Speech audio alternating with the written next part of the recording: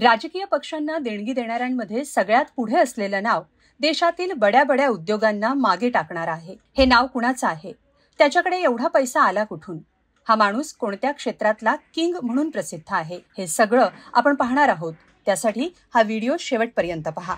Martin Santiago future gaming and सर्व्हिसेसचा हा मालक lottery king या नावानं ओळखला जातो। विशेष म्हणजे मार्टिन आधी मजूर म्हणून काम करायचा। मजूर मार्टिन लॉटरी किंग कसा झाला याची रंजक कहाणी जाणून घेऊयात। मार्टिन चॅरिटेबल ट्रस्टच्या वेबसाईटवर दिलेल्या माहितीनुसार मार्टिन सॅंटियागोचा सुरुवातीचा काळ हा खडतर होता। कुटुंबाच्या उदरनिर्वाहासाठी मार्टिन म्यानमारच्या यंगून शहरात मजूर म्हणून काम करायचा। काही काळानं भारतात परतल्यानंतर मार्टिन यांनी 1988 मध्ये तामिळनाडूमध्ये लॉटरी व्यवसायात नशीब आजमावायचं ठरवलं। कोइंबतूरमधून सुरू केलेला हा व्यवसाय नंतर कर्नाटक आणि केरळमध्येही विस्तारला। पुढे मार्टिन यांनी सिक्कीम, मेघालय, अरुणाचल प्रदेश, पंजाब आणि महाराष्ट्रातही काम करण्याची परवानगी मिळवली आणि मजूर मार्टिनचा लॉटरी किंग हा प्रवास सुरू झाला। श्रीमंत होण्याचं स्वप्न बाळगणाऱ्या लोकांच्या आशा आणि अपेक्षांच्या पायावर मार्टिन यांनी हा डोलारा उभा केला। मार्टिन यांनी वयाच्या अवघ्या 13व्या वर्षी हा व्यवसाय सुरू केला।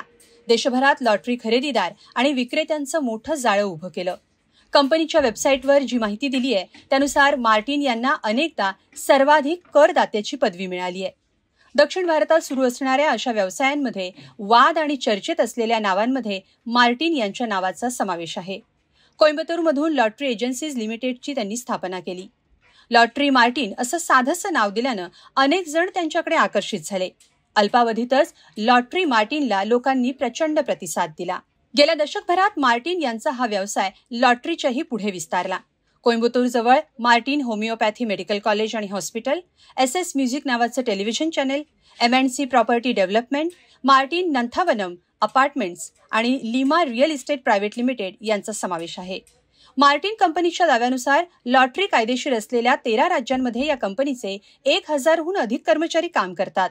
यात अरुणाचल प्रदेश, आसाम, मेघालय, मिझोराम, नागालँड, पंजाब, गोवा, केरळ, मध्य प्रदेश, महाराष्ट्र, मणिपूर, सिक्कीम आणि पश्चिम बंगाल या राज्यांचा समावेश आहे।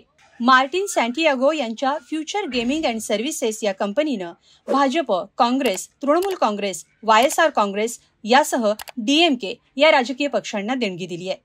यात तृणमूल काँग्रेसला सर्वाधिक 542 कोटी रुपयांची देणगी दिली आहे। भाजपला 100 कोटी तर काँग्रेसला 50 कोटी रुपये दिलेत। राजकीय पक्षांना अशा प्रकारे सोयीस्कर पद्धतीनं पैसे मिळालेत। त्यामुळे पक्ष चालवण्यासाठी गैरमार्गानं पैसा उभा न करता बॉन्ड्सच्या रूपात राजकीय पक्षांना कोट्यवधी पैसे मिळालेत। पण सर्वोच्च न्यायालयामुळे निवडणुकीच्या तोंडावर ही माहिती समोर आली आहे। आता राजकीय पक्षांना त्याचा काय फटका बसतो हे पाहावं लागेल। हा व्हिडिओ तुम्हाला कसा वाटला हे कमेंट बॉक्समध्ये नक्की कळवा। धन्यवाद।